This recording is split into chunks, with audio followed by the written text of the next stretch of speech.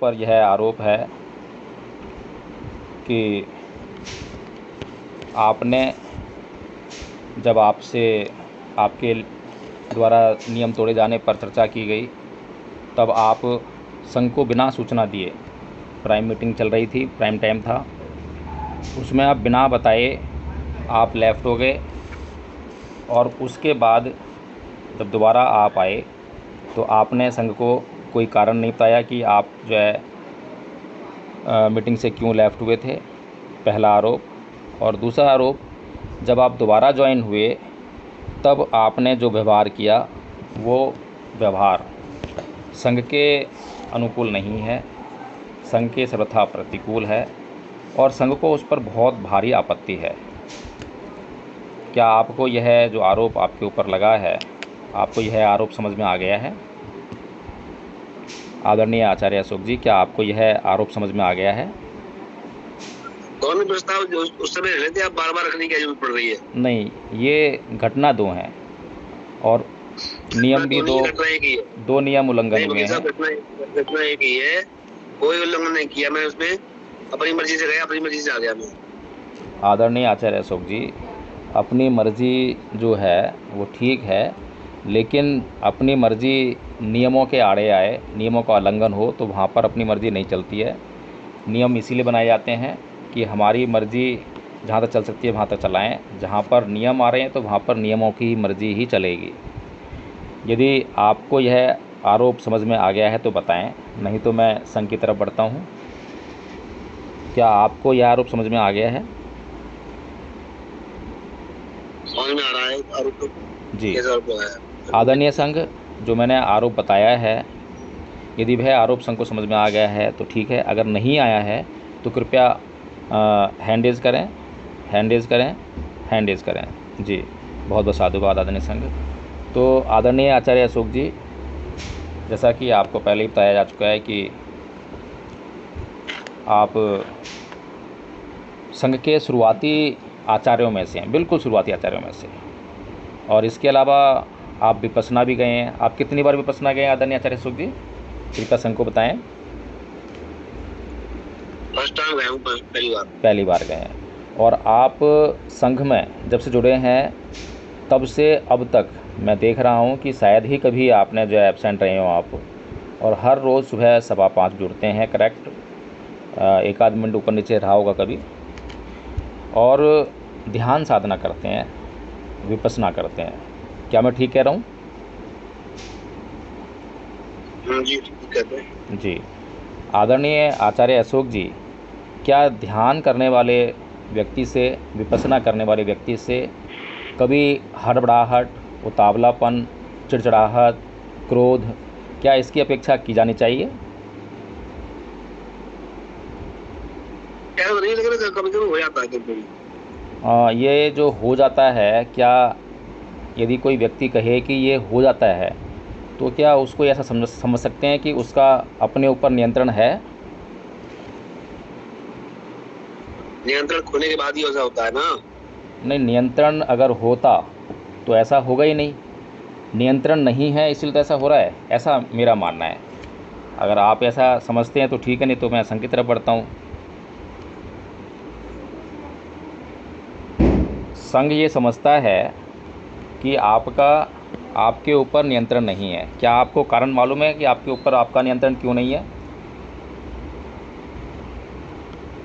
आदरणीय आचार्य अशोक जी, क्या आपको मालूम है, क्योंकि पहली बार ऐसा नहीं हुआ है, आपने पहले भी इस तरह से कई बार जो है आप इरिटेट बहुत जल्दी हो जाते हैं, बहुत जल्दी विचलित हो जाते हैं, ऐसा व्यवहार आपका जो है कई बार संघ में देखा गया है, जो कि बहुत ही अशोभनीय है। और उस समय मीटिंग में लगभग 35 लोग जुड़े हुए थे, उसमें कुछ बाहर के लोग भी थे जो पहली बार जुड़ रहे थे। आपके इस व्यवहार को देखने के बाद संघ के बारे में उनके दिमाग में क्या प्रभाव जाएगा, क्या प्रभाव उत्पन्न होगा? जी, आदरणीय आचार्य अशोक जी, क्या आप समझ रहे हैं कि ये जो अपराध, पहला अपराध तो खैर कोई इतना गंभीर नहीं था, लेकिन जो दूसरा अपराध जो अभी आपको बताया गया है, ये कितना गंभीर अपराध है? आपको इसका कुछ पता है, इसके बारे में? समझ में आ रहा है आपको? समझ में आ रहा है। जहाँ आपके ऊपर इस संघ को नेतृत्व प्रदान करने की जिम्मेदारी है, क्योंकि आप शुरुआती आचार्यों में से हैं। जब भी किसी भी नए सदस्य को यह मालूम होगा कि आप जो हैं शुरुआती आचार्यों में से हैं, इतने सीनियर हैं, तो वह आपसे प्रेरणा लेने की कोशिश करेगा, आपसे सीखने की कोशिश करेगा। और वहाँ पर अगर आपका ऐसा व्यवहार उसको मालूम पड़े तो वह आपके ऊपर उंगली नहीं उठाएगा, बल्कि संघ के ऊपर उंगली उठाएगा कि संघ ने क्या प्रशिक्षण दिया है, क्या संघ की यह सोच ठीक है, क्या संघ जो बता रहा है आपको ये ठीक बता रहा है? ठीक है। जी, तो आप बताइए कि ऐसा आपके साथ में क्यों होता है, क्योंकि समाधान करना बहुत ज़रूरी है। विपश्यना और ध्यान करने से आपके भीतर जो विचलन है उस पर कोई प्रभाव, कोई अंतर नहीं आ रहा है। यानी कि आप जो है ध्यान और विपश्यना जो कर रहे हैं, या तो वो आपका हो नहीं पा रहा है या अन्य कोई कारण है। आपको कुछ समझ में आ रहा है कि क्या कारण है? मन कंट्रोल नहीं होगा उस समय जिस समय बात हो रही थी, उस समय समझ नहीं।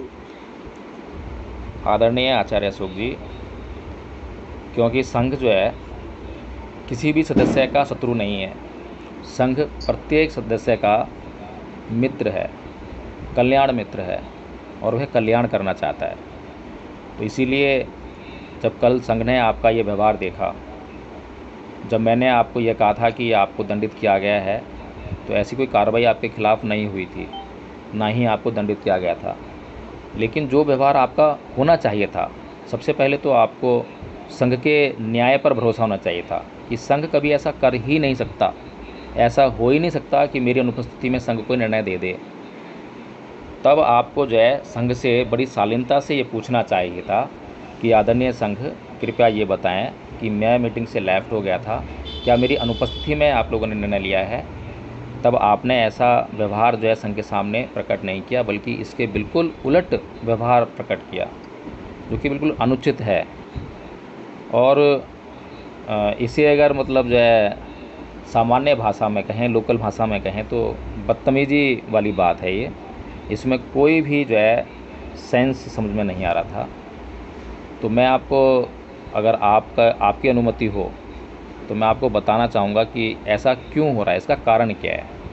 क्या आपकी अनुमति है? ये बताएं। जी, आदरणीय आचार्य अशोक जी, सबसे पहली बात तो वही कि संघ के ऊपर आपको अटूट श्रद्धा, विश्वास व भरोसा होना चाहिए। क्या आपके साथ में ऐसा है कि आपको संघ के ऊपर, संघ के न्याय के ऊपर अटूट श्रद्धा, विश्वास व भरोसा है? पूरा विश्वास है, इसको बात नहीं। जी, दूसरी बात यह है कि ऐसा विश्वास होने के बाद भी अगर आपसे ऐसा हुआ, तो यानी कि आपके चित्त में बहुत ही अस्थिरता है, और जो कि ध्यान और विपश्यना करने के बाद भी वो कंट्रोल नहीं हो रही है। कारण ये है कि उसमें प्रज्ञा का अभाव है। प्रज्ञा वो तत्व है जो आपको जानकारी देता है, आपके चित्त के बारे में जानकारी देता है कि आपके चित्त में क्या विकार हैं, और इस पल आपके चित्त में क्या चल रहा है, पिछले पल आपने आपके चित्त के द्वारा किस विकार को जो है बाहर लाकर उसका प्रदर्शन किया, अभी क्या चल रहा है, पीछे क्या किया, और आगे आप क्या करने वाले हैं। इस सब की जो योजना, तैयारी, घटना पर आपका रिएक्शन, ये सब जो है आपकी प्रज्ञा पर डिपेंड करता है। जिस व्यक्ति के भीतर ये प्रज्ञा का उदय हो जाता है, तब उसको ये ध्यान साधना और विपश्यना बहुत लाभ पहुंचाती है, अनंत लाभ।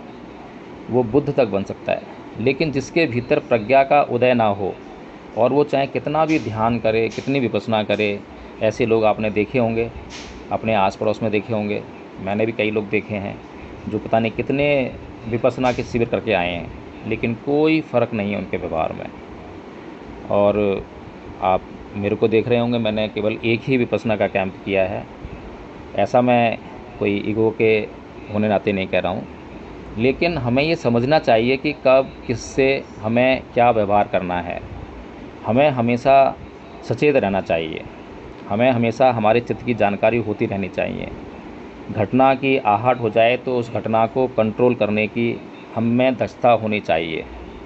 तो जो प्रज्ञा का जो अभाव है, उसके कारण आपसे ऐसा व्यवहार हुआ और संघ कल आपके प्रति काफ़ी करुणामयी हुआ, आपके ऊपर बहुत करुणा आ रही थी संघ को कि हमारे संघ के बहुत पुराने आचार्य संघ के साथ में कितनी मेहनत करते हैं, सुबह उठकर जो है मीटिंग होस्ट करते हैं, ध्यान साधना करवाते हैं, करते नहीं हैं बल्कि करवाते हैं, और उनका ध्यान इस वजह से जो है कई बार टूटता भी होगा कि मीटिंग में बार बार एंट्री देना लोगों को। तो इतना कल संघ को करुणा आपके ऊपर आ रही थी, लेकिन संघ अपने आप को विवश महसूस कर रहा था, क्योंकि जब तक कोई बीमार व्यक्ति अपने आप को बीमार ना समझे और बीमार समझ ले तो डॉक्टर के पास ना जाए, चिकित्सा ना कराए, तो उसका इलाज संभव नहीं है। क्या मैं गलत कह रहा हूँ आदरणीय आचार्य अशोक जी? नहीं, ठीक कह रहे जी। तो आप अब आगे इस व्यवहार के बारे में आप क्या कहना चाहते हैं, आप बताएं, अपना एक्सप्लेनेशन दें, फिर उसके बाद हम आगे कार्रवाई करते हैं। जी, कोशिश करूँगा ना हो आगे ऐसा। यदि आगे आपसे ऐसा कभी व्यवहार होता है तब क्या करेंगे? तब आपके लिए क्या करना चाहिए? मान्य होगा। हाँ जी, जो संघ का निर्णय होगा मान्य होगा। अगर संघ आपके ऊपर आर्थिक दंड लगाता है तो आप उससे बहुत बचने का प्रयास करते हैं, ऐसा क्यों है? इसका कारण क्या है? संघ जानना चाहता है। आप आर्थिक दंड से क्यों घबराते हैं और सबसे ज़्यादा विचलन आपको आर्थिक दंड को लेकर होता है? क्या आपके मन में लोभ है? नहीं, ऐसा कुछ नहीं है जी। अगर लोभ नहीं है तो आप जो है ये छोटे छोटे जो दंड होते हैं, आर्थिक दंड, 100 रुपये का दंड कोई बहुत बड़ा दंड नहीं है आपके लिए, आप उससे इतना विचलित क्यों आते हैं?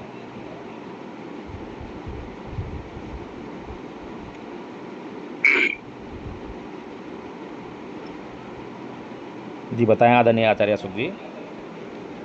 जी। अगर लोभ नहीं है और मैंने दिए थे आपको, जो दो ऑप्शन दिए थे, ऑप्शन में चुन लिया दूसरा मैंने। आप नहीं, इस बार पीछे बात क्यों कर रहे हैं? वो आपकी सुविधा के लिए ही दिया गया है, क्योंकि संघ को ये मालूम है, संघ ने जब जब आपसे आर्थिक दंड की चर्चा की है तब तब आपने जो है आर्थिक दंड से कन्नी काटी है, आपने उसे जी चुराया है।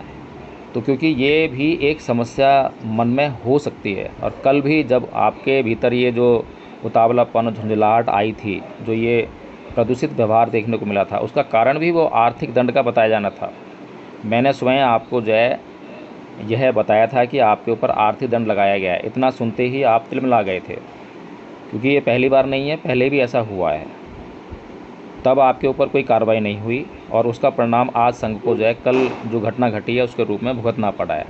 और संघ को हमने पहले इसीलिए बताया है कि जब भी कोई इस प्रकार का व्यवहार देखें तो तुरंत उस पर जो है एक्शन लेना चाहिए, कार्रवाई होनी चाहिए, ताकि अच्छी तरह से चित्त का जो है पोस्टमार्टम हो सके कि चित्त में क्या चल रहा है, चित्त में कहाँ प्रदूषण है। यह हमारे भलाई के लिए है, ये दूसरों की भलाई के लिए नहीं है। संघ की 100 रुपये से भलाई होगी नहीं होगी ये तो बाद का विषय है, लेकिन ये जो मन में जो हमारे विकार है, अगर ये दूर हो जाएगा तो इससे हमारा जरूर कल्याण होगा। और इस विकार को दूर करने के लिए लोग पता नहीं कितने लाखों रुपया खर्च कराते हैं बीमारी को। ये बहुत बड़ी बीमारी है, ये जो मानसिक बीमारियां हैं, इनके जब इलाज शुरू होते हैं तो इस पर जो है लाखों रुपया खर्च होते हैं, ये इतने आसान नहीं है। और वहीं पर जो है ये संघ उन्हीं मानसिक विकारों से मुक्त कराने के लिए निरंतर कार्य कर रहा है। तब आप बताएं कि आप जो है ये आर्थिक दंड से इतना क्यों घबराते हैं? कृपया संघ को बताएं, संघ जानना चाहता है। आदरणीय आचार्य अशोक जी। ऐसा कुछ नहीं है, जो मुझे धन से घबराते हैं, लेकिन मैं जो जो दंड लगता है ना, मुझे बुरा लगता है। वही जानना चाहता है कि बुरा क्यों लगता है, इसमें बुराई क्या है, ताकि संघ समझ जाए कि इसमें ये बुराई है तो संघ आगे से अपने व्यवहार को संयमित करे। सभी आचार्य समझ जाएंगे तो फिर आपसे कभी भी जो है या किसी से भी आर्थिक दंड की बात नहीं करेंगे, क्योंकि बुराई है तो वो बुराई पता लगनी चाहिए। नहीं, ये आर्थिक दंड जो है ठीक नहीं है किसी व्यक्ति के लिए। जब ये नियम बन रहे थे तो आप उपस्थित थे संघ में? हाँ, उपस्थित थे हम। इसका आपके सामने ही वाचन हुआ और इस पर 3 बार घोषणा भी की गई। प्रत्येक नियम पर आपकी अनुमति मिली तभी ये नियम आगे चला है, आगे बना है। क्या मैं ठीक कह रहा हूँ? हाँ, कह तो आप सही रही है, कोई दिक्कत नहीं है। तो फिर इसमें जो अभी आप बता रहे हैं इसके बारे में, इसका कारण जो है, तो वो तो उचित नहीं है, क्योंकि आपके द्वारा नियम बनाया गया है और आप ही नियम को तोड़ेंगे, और वो भी शुरुआती आचार्य, इतने सीनियर आचार्य, तो संघ के आने वाले जो सदस्य हैं, आने वाले जो और जो लोग हैं, वो आपसे क्या प्रेरणा लेंगे? नहीं, अब ये बताओ, मेरे जो आपने अभी प्रस्ताव रखा है आर्थिक दंड का या उसका, तो मैंने दूसरा प्रस्ताव सुन लिया, आप समझे बिजनेस हो रहे हैं 100 रुपए के लिए, अब इससे बात कर रहे हैं। आदरणीय नहीं, आचार्य अशोक जी, प्रज्ञा बहुत महत्वपूर्ण चीज़ है। प्रज्ञा हमें जो है चीज़ों को, बातों को समझने में हेल्प करती है। कल ही शायद, या कल या परसों, आदरणीय आचार्य ब्रजलाल जी को भी आपने देखा, उनको हम कुछ कह रहे हैं, उनको जो हम कह रहे हैं वो उनको समझ में नहीं आ रहा है। आपने वो कारण समझा कि क्यों समझ में नहीं आ रहा है? उसका कारण वही था कि प्रज्ञा वहाँ पर बिल्कुल भी अपना स्थान नहीं ले पा रही है। प्रज्ञा है ही नहीं। चीज़ों को रट लेते हैं, चीज़ों को कर लेते हैं, लेकिन प्रज्ञा नहीं है, जिसे आप विवेक कह सकते हैं। तो अभी जो हमने आपसे बातें की हैं वो बहुत महत्वपूर्ण हैं, और संघ आपका कल्याण चाहता है। तो इसीलिए जो है संघ, अब ये बताएं कि आप कुछ संघ से पूछना चाहते हैं, या संघ जो है अब जो आपके ऊपर आरोप है उसी कार्रवाई के लिए आगे बढ़े? जी मैं आदरणीय, कुछ नहीं बोलूंगा, मैं तो आगे बढ़ें। जो आप करेंगे। जी बहुत साधु बात। जी आदरणीय आचार्य तनका जी, आप बताएं।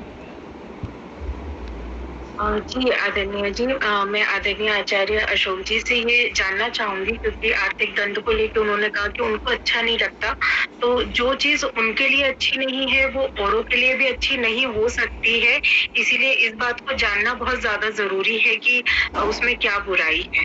जी जी बिल्कुल बिल्कुल, वही बात मैंने आदरणीय आचार्य अशोक जी से पूछी है, क्योंकि आदरणीय आचार्य जी की उपस्थिति में ही ये नियम बने हैं। एक एक नियम पर बहुत अच्छी तरह से गहन चर्चा हुई है, उसके बाद उस पर 3 बार घोषणा हुई है, बार घोषणा हुई है। उसके बाद भी यह कहा गया है कि यदि किसी को अब भी नियम में बदलाव कराना हो तो वो बाद में भी प्रस्ताव रख सकता है, लेकिन कभी कोई ऐसा प्रस्ताव नहीं आया है। तो बहुत ही गंभीर मामला है, और ये गंभीर मामला इसलिए नहीं कि नियम है, नियम तो बहुत मामूली है, 100 रुपये का दंड कुछ नहीं है। उसके बाद भी संघ में ये नियम भी है कि यदि संघ ये निर्णय करता है कि 100 रुपये का आर्थिक दंड लगा देता है, उसके बाद जिसके ऊपर दंड लगा है उसको वह आर्थिक दंड देने में असहजता महसूस होती है, तो वह संघ को बता सकता है कि मेरी आर्थिक स्थिति सही नहीं है, संघ मुझे जो है मेरे बारे में सोचे। अगर संघ के बारे में, संघ के पास ऐसा प्रस्ताव आता है, तो संघ उसको जो है उस नियम को, उस दंड को बदल सकता है, क्षमा कर सकता है। दंड तो लग गया 100 रुपये का, ये तो हो गई व्यवस्था वाली बात, लेकिन उस 100 रुपये के दंड को, क्योंकि आर्थिक स्थिति सही नहीं है, उन परिस्थितियों को देखते हुए वो क्षमा भी कर सकता है। तो इसमें कहीं पर भी ऐसा नहीं है कि आप जो है नियम को तोड़ने की तरफ आगे बढ़ें, बल्कि आपके लिए हर सुविधा यहाँ पर जो है उपलब्ध कराई गई है कि आप संघ के नियम के साथ चलें। संघ के नियम इतने सुलभ हैं, इतने अच्छे हैं, इतने सुस्पष्ट हैं कि आपको उसको जो है उपयोग में लाने में कोई असुविधा नहीं है, लेकिन आपको उचित कारण आपको बताने ही पड़ेंगे, हर बार उचित कारण बताने पड़ेंगे। अगर आदरणीय आचार्य प्रेम नारायण जी के ऊपर यही आर्थिक दंड 100 रुपये का लगाया जाए संघ के द्वारा, और फिर निर्णय हो जाने के बाद संघ के सामने वो अपनी समस्या रखें कि मैं बेरोज़गार हूँ, मेरे पास कोई वो नहीं है, तो संघ ज़रूर उस 100 रुपये के दंड को क्षमा कर देगा। दंड तो हो गया उनके ऊपर, जो है उनको पता भी लग गया कि हाँ मेरे को दंड लगा है, क्षमा कर देगा आर्थिक स्थिति उचित कारण मिलने पर।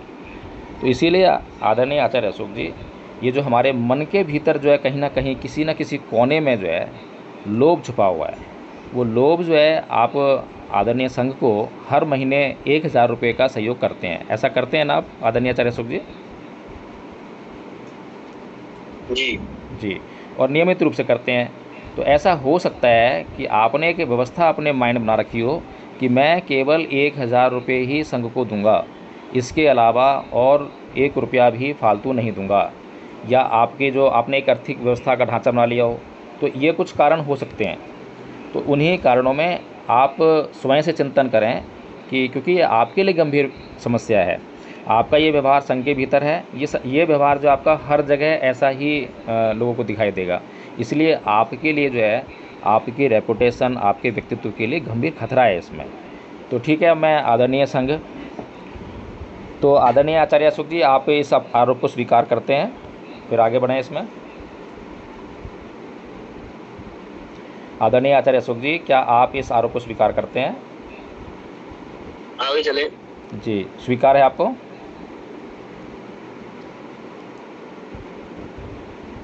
पहले अपनी स्वीकृति दे दें कि हाँ मुझे यह आरोप स्वीकार है या मुझे यह आरोप स्वीकार नहीं है। दोनों बातों में से एक बात कहें ताकि आगे संघ जो है उसी प्रकार से कार्रवाई कर सके। अगर आप कहेंगे कि स्वीकार है तो उस प्रकार से कार्रवाई करेगा, स्वीकार नहीं है तो निर्णय किया जाएगा। जी बताएं। ये आरोप तो स्वीकार नहीं है। आपने ऐसा अपराध नहीं किया है कि आपने समता तोड़ी हो। आपने जो चिल्लाकर नहीं बोले आप मीटिंग में, बोल दिया होगा, ध्यान नहीं मुझे। कल ही की तो बात है, बहुत लंबी बात हो रहा है कि आपको ध्यान नहीं है। ये तो और भी गंभीर मामला है कि आपको, ये तो बहुत मामूली सी बात है कि सामान्य सा व्यवहार है कि मेरे द्वारा जो है अगर मैं चिल्लाया, क्रोध किया तो मुझे मालूम होना चाहिए कि मैंने क्रोध किया, स्वीकार करना चाहिए। जब तक मैं स्वीकार ही नहीं करूँगा, मैं अपनी बीमारी को स्वीकार नहीं कर रहा तो उसका इलाज कैसे होगा? जी आदरणीय संघ, अब मैं आपकी तरफ आता हूँ क्योंकि अब हमें निर्णय करना पड़ेगा कि आदरणीय आचार्य अशोक जी के द्वारा अपराध हुआ है या नहीं हुआ। जिन्हें इस बात पर आपत्ति हो कि आदरणीय आचार्य अशोक जी ने कोई अपराध नहीं किया है, जो ऐसा मानते हों, कृपया वो हैंड रेज़ करें। जो कल शाम की जो मीटिंग हुई थी जिसमें आदरणीय आचार्य जी से यह कहा गया था कि आपके जो आपने हैंड रेज़ नहीं किया उसके बगैर आपने जो बोला उसके लिए आपको जो दंडित किया गया है, ऐसा जो बोला गया था, उसके बदले जो उनका व्यवहार था तो वह जो है अपराध नहीं है, नियम का उल्लंघन नहीं है, समता का उल्लंघन नहीं है। जो सदस्य ऐसा मानते हों वो हैंड रेज़ करें, हैंड रेज़ करें, हैंड रेज़ करें। जी आदरणीय आचार्य अरुण जी, आपका हैंड रेज़ बताएं। जी बहुत बहुत धन्यवाद सभी आचार्य प्रचार और संबंधों को जय भी महोदय। क्योंकि कल मैं स्वयं संचालन कर रहा था जब आदरणीय प्राचार्य राम बहादुर जी जब अपना वक्तव्य रख रहे थे, उस समय आदरणीय आचार्य अशोक जी ने 2 बार बगैर हैंड रेज किए इंटरफेयर किया था, लेकिन उस समय व्यवस्था ऐसी थी कि कुछ बोलना उचित नहीं था। उसके बाद जब आदरणीय आचार्य नीलम जी अपना वक्तव्य रख रही थी, फिर तीसरी बार उस समय स्थिर रखा, तभी ये स्थिति उत्पन्न हुई और उस समय बोला भी गया कि आदरणीय आचार्य जी आपने बगैर हैंड रेज किए ये तीसरी बार बात रखी है, तो आपके विरुद्ध जो अपराध का विषय बनता है ये संज्ञान में रखा जाएगा। तो आपका ये मानना है कि आदरणीय आचार्य अशोक जी ने कोई नियम का उल्लंघन नहीं किया है, जो बाद में जो नियम तोड़ा उन्होंने कि समता तोड़ी और क्रोध किया, चिल्लाए और फिर उसके बाद लेफ्ट हो गए, और ये भी कहा कि मैं देखता हूँ कि कौन दंड लगाता है, ऐसे कुछ शब्द का भी इस्तेमाल किया। जी जी हाँ बिल्कुल बिल्कुल। उसके बाद आदरणीय आचार्य जी ने समता में नहीं रह पाए और मैंने भी बिल्कुल टोका आचार्य जी को कि आदरणीय आचार्य जी आप समता का परिचय दें और ऐसा ना करें। मैंने इस तरीके से संबोधन किया था, लेकिन आदरणीय आचार्य जी नाराज होकर के और तेज स्वर में बोलते हुए फिर लेफ्ट हो गए। तो अभी प्रश्न ये था कि जिन सदस्यों को ऐसा लगता है कि उन्होंने एक अपराध नहीं किया है वो हैंड रेज करें, तब आपने हैंड रेज किया है, तो अभी आपका क्या कहना है?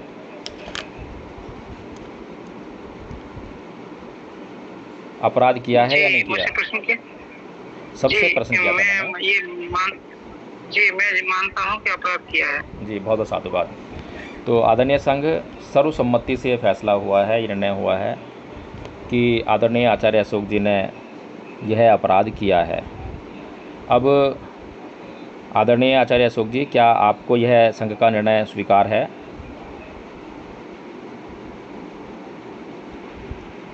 जी स्वीकार है।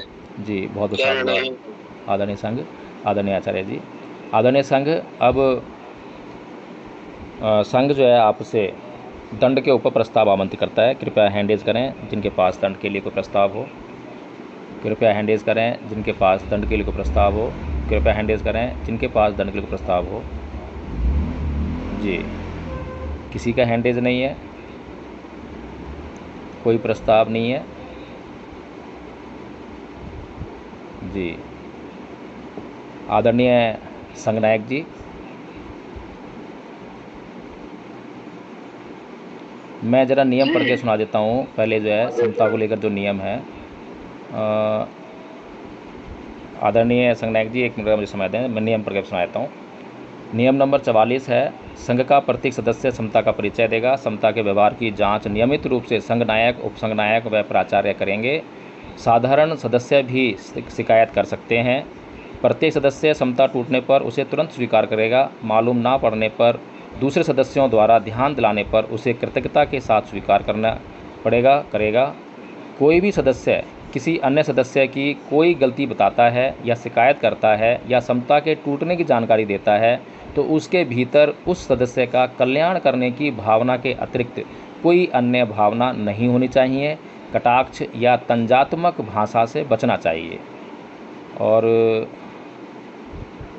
जी, ये इसमें जो है नियम है जो कि सदस्य के कल्याण के लिए है। जी आदरणीय संघनायक जी, आप बताएं। जी आदरणीय, बहुत बहुत धन्यवाद। आपने नियम भी पढ़ के सुना दिया और जो सबसे महत्वपूर्ण बात है, जो सीनियर आचार्य हैं, कोई जूनियर जिनको जानकारी ना हो, ये जानकारी के अभाव के कारण अगर इस प्रकार से कोई त्रुटि होती है तो हम त्रुटि मान सकते हैं। अब उदाहरण के तौर पे जब आचार्य जी के द्वारा ये त्रुटि हुई थी एक बार,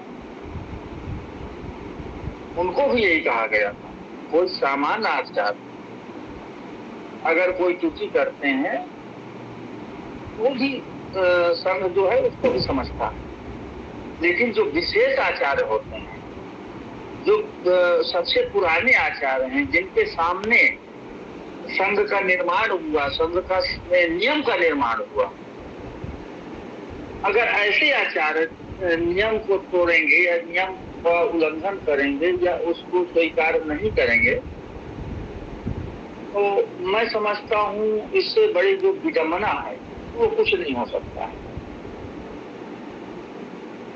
संघ किसी को भी किसी के हानि के लिए, किसी के कोई नुकसान के लिए ऐसा कोई भी काम कभी नहीं करता है और ना ही करेगा। आने वाले समय में भी ऐसा कोई काम नहीं करेगा कि किसी भी प्रकार का क्षत्रिय नुकसान हो। तो मैं तो समझता हूँ कि जो आचार्य अशोक जी का जो कार्य था पहली मर्तबा का नहीं था।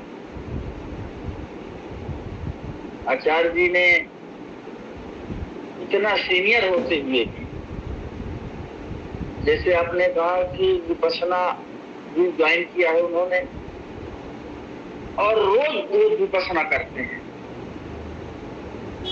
मैं तो संघ में नहीं करता, इस समय विपश्यना ही नहीं करता, लेकिन आचार्य जी करते हैं। और ऐसे कर्मठ आचार्य अगर नियम का उल्लंघन करते हैं तो मैं समझता हूँ जो संघ का जो दिशा निर्देश है, संघ का जो नियम है, जो सिस्टम है, उसको फॉलो करना चाहिए। ये मेरा निवेदन भी है। और संघ आर्थिक दंड ही लगाए, 25 रुपया लगाए, 50 रुपया लगाए जी, लेकिन आदरणीय जी से वो आर्थिक दंड ही होनी चाहिए, मेरा अपना सुझाव है। जी, कितना आर्थिक दंड होना चाहिए बताएं जरा, सुझाव दें आदरणीय संघनायक जी, कितना आर्थिक दंड होना चाहिए? क्योंकि ये दंड, क्योंकि आर्थिक दंड के ऊपर ही समस्या उत्पन्न हुई है। मन में जो है, जो जैसे ही आर्थिक दंड की बात सुनी थी आचार्य जी ने, वैसे ही उनके भीतर विचलन आया। तो आर्थिक दंड ही उसका सॉल्यूशन भी हो सकता है। तो बताएं कितना दंड आपके हिसाब से होना चाहिए, क्योंकि संघ में इसके ऊपर तो कोई नियम मुझे दिखाई दे नहीं रहा है।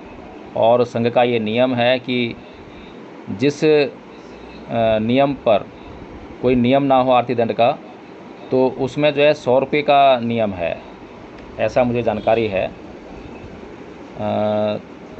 जी बिल्कुल, 100 रुपए का ही आर्थिक दंड का नियम बना हुआ है। लेकिन अगर संघ चाहे तो उसका 25% भी कर सकता है। मेरा भी यही सुझाव है, 100 को 25% कर लिया जाए। 100 का 25%, लेकिन आचार्य जी 125 रुपये। आप हाँ, जी, 25 रुपया। एक इसमें है आदरणीय जी, नियम नंबर 65 है जो बिल्कुल सटीक इसी अपराध के लिए है। संघ में उत्तेजित भाषा, क्रोधपूर्ण व्यवहार, अभद्र शब्द पहली बार 100 रुपये, दूसरी बार 200 रुपये, तीसरी बार 300 रुपये, या इस दिशा में कोई वह निर्णय, यानी संघ कोई भी निर्णय ले सकता है जो संघ को उचित लगे और संघ के उद्देश्य की पूर्ति के हित में हो। ये नियम नंबर 65 है। तो इसमें 100 रुपये का जो दंड है इसमें निर्धारित है, इससे कम तो नहीं हो सकता, ना ही इससे अधिक हो सकता है पहली बार में। तो ठीक है आदरणीय संघ, ये जो नियम है, नियम नंबर 65 जो स्पष्ट करता है यदि किसी को इस आर्थिक दंड पर कोई आपत्ति हो तो हैंड रेज करें, हैंड रेज करें, हैंड रेज करें। जी बहुत बहुत साधुवाद। जी आदरणीय आचार्य हेमेंद्र जी, आपका हैंड रेज बताएं शीघ्रता से। जी मैं ऐसा सुन पाया, शायद गलती हुई कि 2500 रुपये दंड लगाया जा रहा है आदरणीय आचार्य अशोक जी को। नहीं 2500 रुपये अभी नहीं लगाएंगे, नहीं तो फिर आप समझ सकते हैं समस्या ज़्यादा हो जाएगी। समस्या को बढ़ाना नहीं है, समस्या को ख़त्म करना है धीरे धीरे। 2500 रुपये नहीं है, 100 रुपये का दंड है, मात्र 100 रुपये का दंड है आदरणीय संघ। अभी भी किसी को कोई आपत्ति हो तो कृपया हैंड रेज करें, हैंड रेज करें, हैंड रेज करें। जी बहुत साधुवाद।